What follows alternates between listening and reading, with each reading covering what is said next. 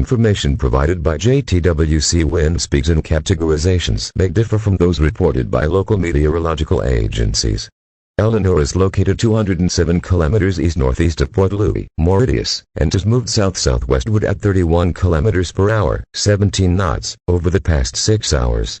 Over the next 12 hours, Eleanor is forecast to track south-southwest as it continues to right the western edge of a subtropical ridge to the east before tracking on a more southerly route along the ridge over the next 24 hours.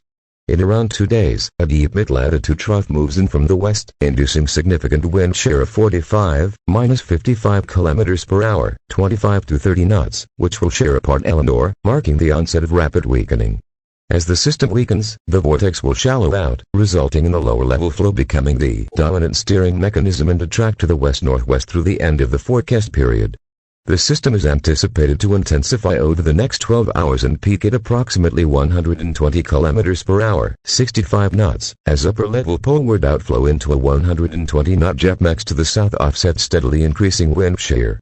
Beyond 24 hours, wind shear is expected to significantly increase to a strong 45-55 kilometers per hour, 25 to 30 knots, and encourage drier entrainment as the system steadily drives and weakens to 85 kilometers per hour, 45 knots, in 2 days and reach full dissipation of 55 kilometers per hour, 30 knots, at 4 days.